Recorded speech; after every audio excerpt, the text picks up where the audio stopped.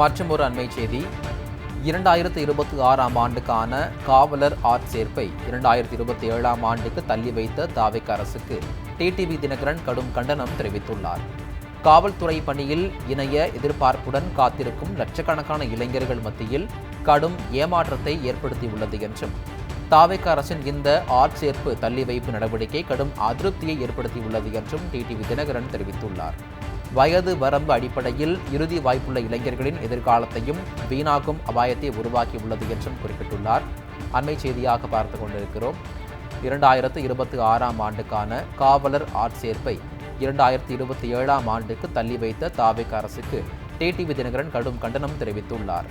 தாவேக அரசின் இந்த ஆட்சேர்ப்பு தள்ளி வைப்பு நடவடிக்கை கடும் அதிருப்தியை ஏற்படுத்தியுள்ளது என்றும், வயது வரம்பு அடிப்படையில் இறுதி வாய்ப்புள்ள இளைஞர்களின் எதிர்காலத்தையும் வீணாக்கும் அபாயத்தை உருவாக்கியுள்ளது என்றும் குறிப்பிட்டுள்ளார். மேலும் தாவேக அரசின் இந்த அறிவிப்பாணை சட்டம் ஒழுங்கை பாதுகாப்பதில் தொய்வு ஏற்படுத்தக்கூடும் என்றும், நடப்பாண்டுக்கான காவலர் ஆட்சேர்ப்புக்கான நடவடிக்கைகளை உடனடியாக தொடங்கிட வேண்டும் என்றும் டிடிவி தினகரன் தெரிவித்துள்ளார்.